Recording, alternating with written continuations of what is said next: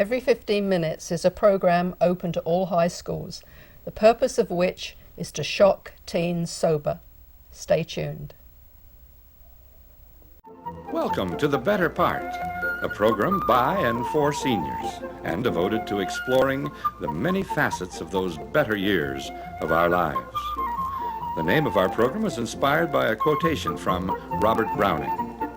Grow old along with me, the best is yet to be, the last of life for which the first was made.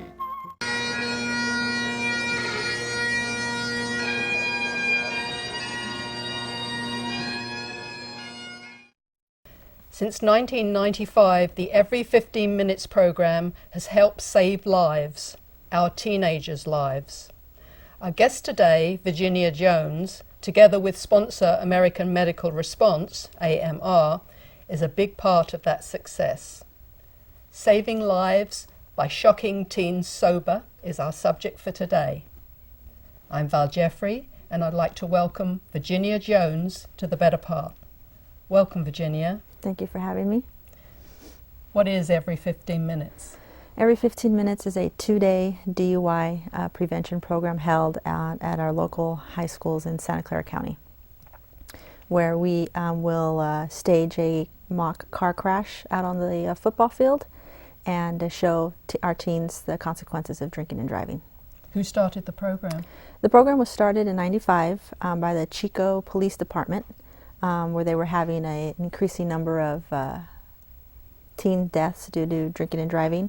And the California Highway Patrol took that program over and now offers a grant to high schools to put the program on. So Every 15 Minutes, where did the title come from? The name Every 15 Minutes came from the fact that it was that every 15 minutes someone was killed in an alcohol-related crash in the United States. What's your role in the program?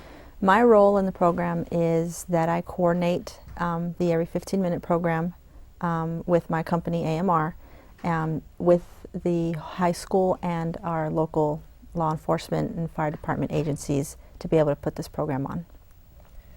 So the California Highway Patrol, do they have something to do with the program? How are they involved? Yeah, the CHP offers a $10,000 grant to every school who puts the program on, and that is the cost of having agencies come and the cost of putting the program on and being able to put the 2 days together. So it must cost some money to put it together. So who funds the program? Well, the program is funded with the grant from the CHP. It's a reimbursable grant, so the schools, either PTA or Booster Club, will have to front the money ahead of time to be able to put the program on, and then the CHP will reimburse the school for every dollar or penny they spent. Wow. So, but it's going to a very worthwhile cause. Is the program for all high schools? Am I right in saying that? Yes, the program can be done at any high school who's interested in doing the program. We do the program throughout Santa Clara County. AMR offers me as the person who will go out and coordinate the program and make sure that it's done the way it's meant to be done, and make sure that we follow the grant that comes from the CHP. So does each school coordinate the program itself, or are you in charge of that? How does that work? Yeah, I'm in charge of the program as a whole. We do ask that we have a school liaison who will partner with myself, so that way we can make sure that we are able to give the school what they need or what they feel that their students might need out of the program. And together we work to make sure that all the community gets involved, as well as the school administration, and making sure that everything gets taken care of. So what specific role does the school have as opposed to the parents have? Well, the school itself will just offer the school liaison part and making sure somebody's there to work with me. The parent volunteers that we have will sit on separate committees that will help us throughout the process. It's about a 10-month process to get the program to in planning stages. It's about 10 months to get from beginning to end. So you're always looking for volunteers? We're always looking for volunteers. We'll take volunteers for all kinds of things, whether it's sitting on a committee and helping us that way, or if it's coming on those specific 2 days and making sure that everything runs smoothly and everything's being done. How do you actually recruit the school volunteers, the teachers? Well, we don't really, the program is supposed to be kept a secret. Okay. So the only people that really know the program is going on would be that school liaison person and the school administration. Nobody else knows the program's going on. It's very important to keep that aspect of the program a secret. So we get our parent volunteers from the PTA, and they're sworn to secrecy, and that's how we hold our meetings. The every 15-minute name is kind of striking. How do you measure the success of the program? We don't really have any way to measure that success. The way I measure the success is that when I get letters back from the teens who participated, or emails from teens or parents who say, you know, what you guys did changed my son's life. What you guys did made my daughter realize that the way she was living her life wasn't a good thing. That's how I measure our success. So you do hear back from them? Yeah, definitely. I have a file of emails and letters that we get sent every year from students who say, I loved what I saw, and I'm not going to do those kinds of things anymore. That's wonderful. Every 15 minutes, that's a shocking statistic. Can you tell by how many minutes it is now as to whether you've improved using the program? Yeah, back in '95 it was every 15 minutes. Now we're at about every 36 minutes that somebody in the United States is killed in an alcohol-related crash. So we're doing better. It's still not great, but we're doing better. How many do you do of these things? Do you do one a month? Or? We do 4 to 6 programs a year. Normally we do them in the springtime because that's when the school feels that drinking and driving is done most of the time because of proms and graduations and things like that. Us at AMR feel that we can do the program at any time during the year because drinking and driving happens all the time. It just doesn't happen during prom or graduation season. So we try to average about 4 to 6 of them a year.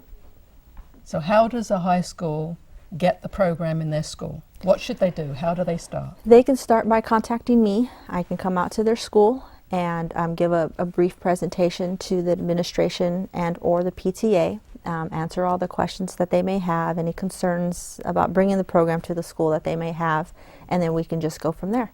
I can answer their questions, and we can, you know, if they're interested in doing that, we can set them up on the following calendar year and pick a date that works for their school, and we'll start planning. So you really need a year's notice? If I came to you and said, oh, there's a prom going on in June, would you be able to do that? No, unfortunately no, because we do have a waiting list. The program has gotten very popular, and a lot of schools want to be able to do this program at their high school. And it's just gotten so big that we have to have unfortunately have to have a waiting list. If I could do them all, we would. Unfortunately, it just doesn't work that way. So there is a little bit of a waiting list. So probably a year notice or a year advance, and then we'll start planning that school year for the program. So directly you book the program, you start planning on it, or it would be a couple of months? Yeah, we normally start planning at the beginning of the school year, August, September, and we'll plan throughout the entire school year until whenever their program is going to be. So normally we do them in March, April, and May. Is there a cost to the students? No, no cost to the students, no cost to the parents. The only thing that they would have to do is fill out an application, agreeing to participate in the program and agreeing to participate in the activities that, leading up to the program. Yeah. Where did you get your wrecked cars from? Our wrecked cars come from Campbell's Towing. We've been working with them for years. And they're great with us. They know exactly what we need. They know exactly what kind of cars we're looking for. And they offer their services to us for free. We don't pay them anything. And they, I call them up a few weeks before and say, hey, we're doing a program. Can you, bring me a couple of cars? And they say, sure, no problem. And they bring them down to the school and they set them up for us, and our cars are ready to go. Which communities do you serve, and how far do you go? We service Santa Clara County as a whole, and we have started going into San Benito County. We have done a couple of programs out in that county also. Who is the Grim Reaper, and what is his or her function? Well, we have a couple of Grim Reapers. We have a couple of gentlemen who love to play that role. We have a costume and a scythe for them, and his role is basically to go into the classroom and pick our student out, our students who have been chosen to participate in the program, which we call our Living Dead. And his role is to go in and pick out that student, signifying that every 15 minutes somebody in the United States is killed in an alcohol-related crash. And our Grim Reapers, we have a couple. One of them is an EMT with American Medical Response, and another one's a police officer with the San Jose PD. Yeah, that's what they do in their spare exactly. time. Yes. So who are the Living Dead? The Living Dead are our... Sound like a pop group. Yeah, exactly. Our Living Dead are our 24 chosen students who will actually participate in the crash scene.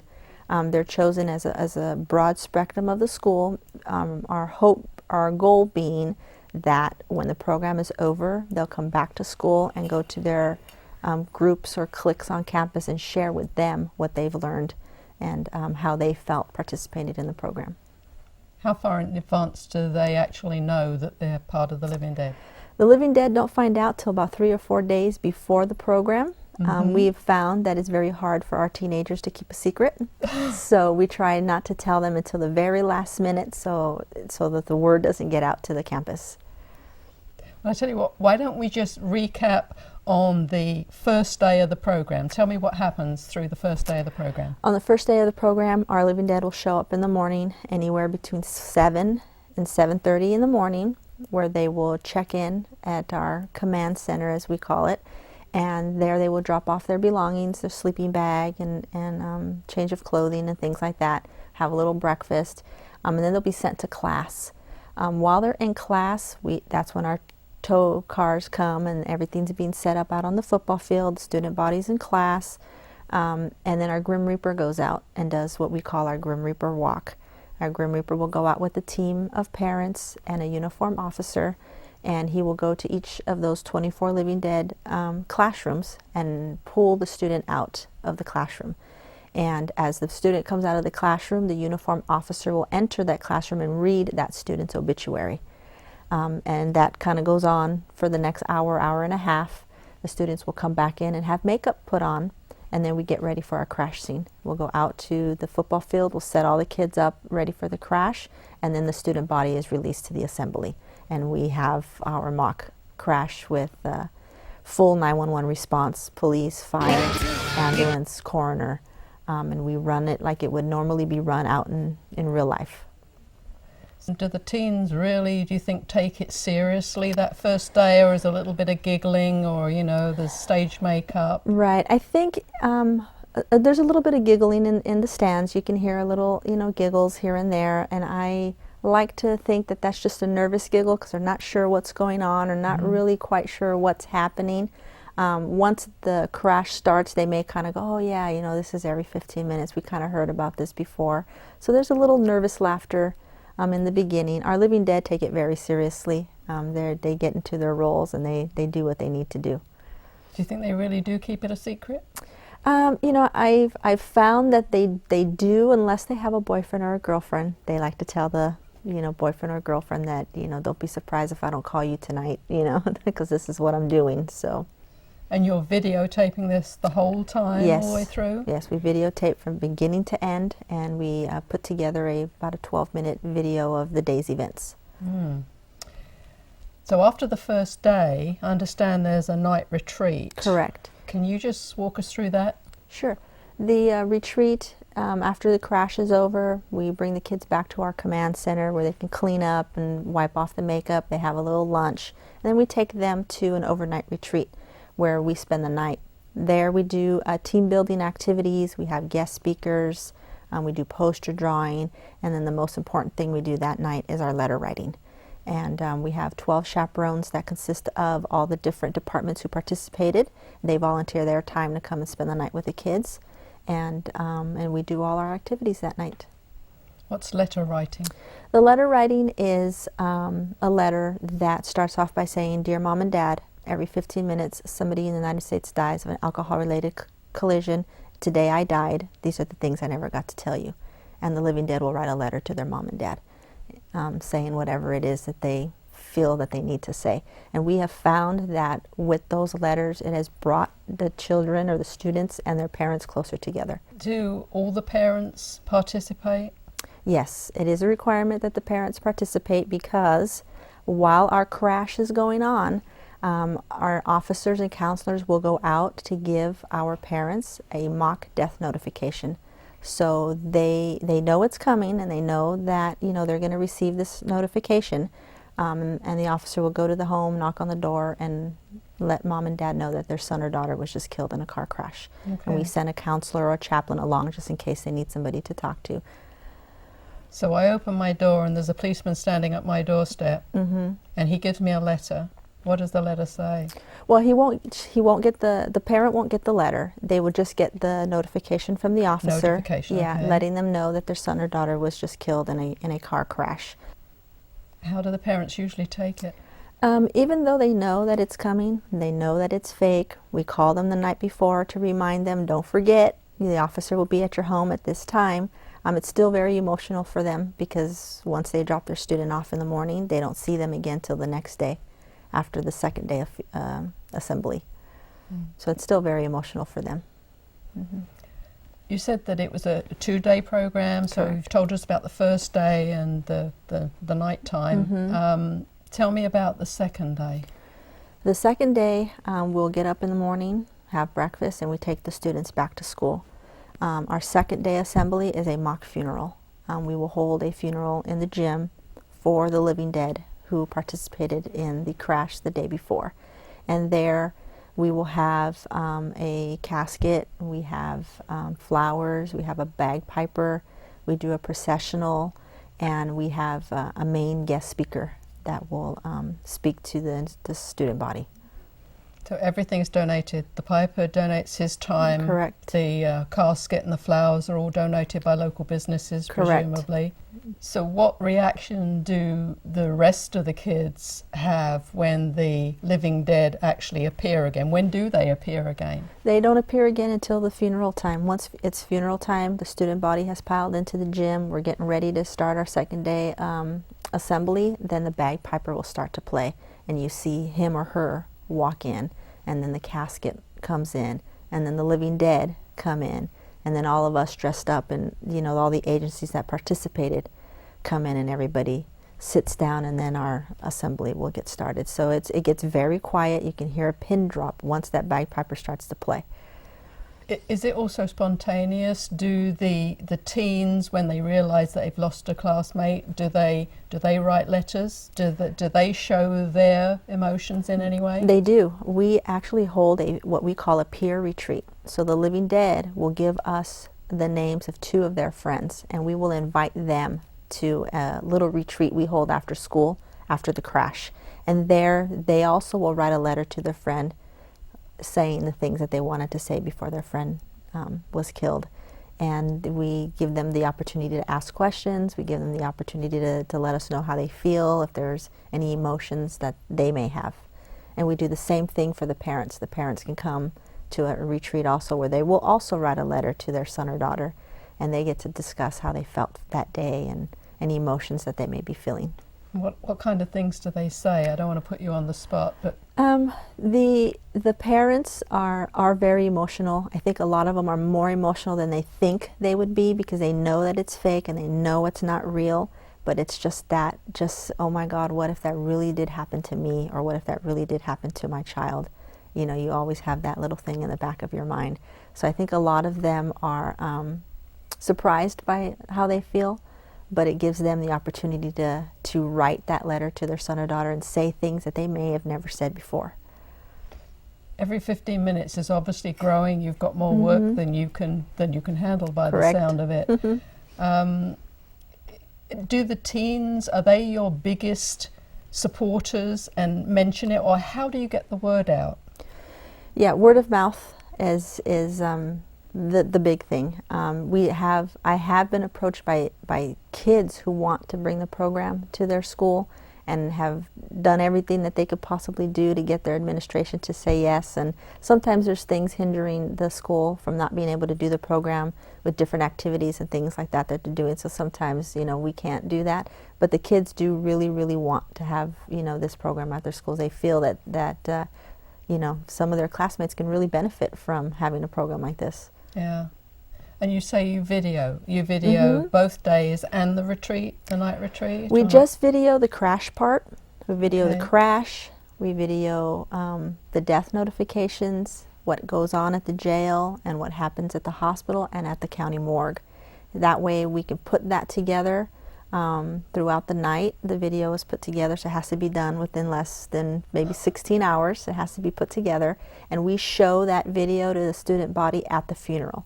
Because, you know, when they come to the crash, all they see is the crash. They don't get to see what happens at the other departments. So someone volunteers to video it and edit it and has it ready for the next day? Yes, it's actually some EMTs and paramedics from AMR who have learned to use the computer programs, and my boss has been very generous to buy some video equipment for us, and they go out and they videotape everything. They stay up all night, and they're normally done by 6 in the morning. Do they really go to the morgue and the hospital and the police station? Yes, they do. We have a drunk driver who gets at the crash scene, gets booked and taken downtown to the main jail, and gets to feel how it would feel if this really happened to them. And we have a person who goes down to the county morgue where their parents have to come there to identify his or her body. And then we have our 2 injured that go down to Valley Medical Center. So the parents actually go to the morgue and their child is laying on a table, Correct. all with stage makeup on. Correct. They can't help but react to that, I wouldn't think. Exactly. Right. Yeah, it's very emotional. And the teen that's laying there, seeing their parents react like that. Right. So we really are shocking teens sober, We are right? really, yes. Yeah. So the casket and the mock funeral, how do the students react to that? I mean, You know, the day before, like we talked about, is a little bit of a giggle. I think it's a nervous giggle because they're not sure. Once the second day assembly starts and they really see the impact, and they see not only the living dead are crying, but their parents are crying, and some of the officers are crying, and then, you know, the student body is crying because they're seeing all the emotions and how everybody's feeling.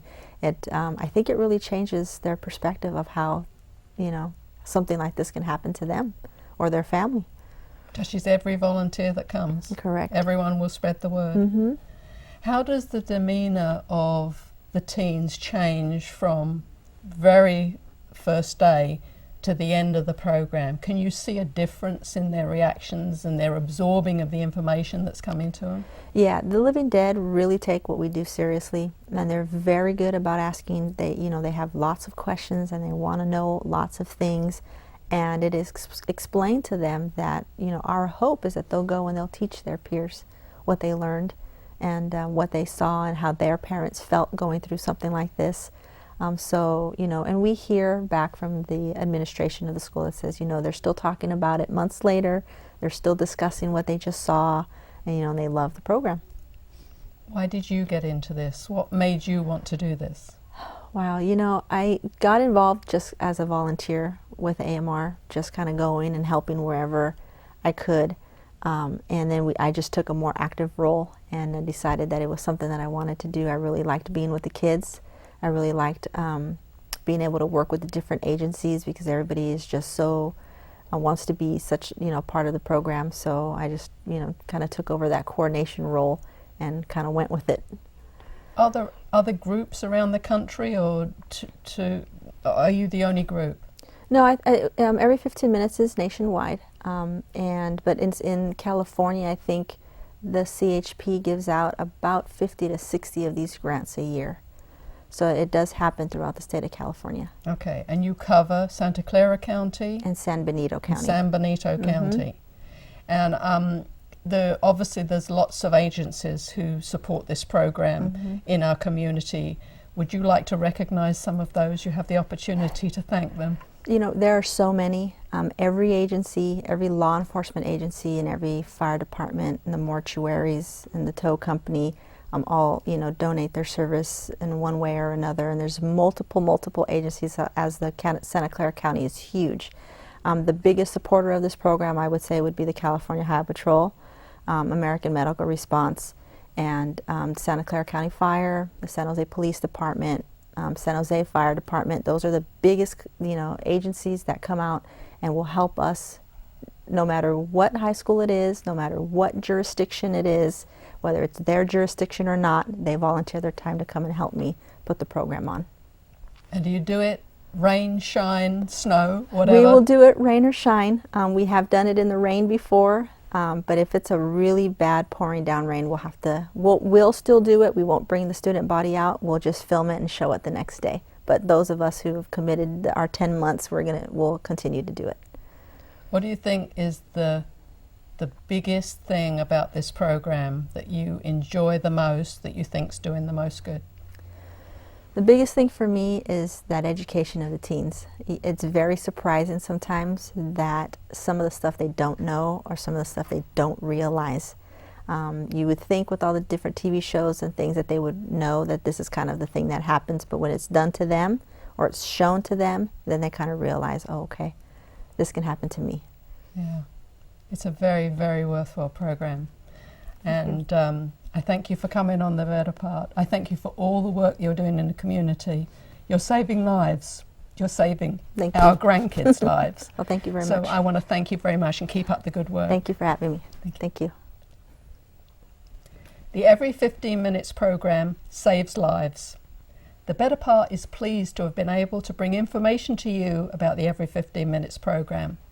Please help us spread the word in our community. If you would like a copy of Shock Teens Sober, our program today, or any of the Better Part programs, please contact us at the Cupertino Senior Center, 408-777-3150, or visit our website, thebetterpart.com. Programs are available on DVD or VHS. Selected shows are also available through the Santa Clara Library System. Thank you for watching.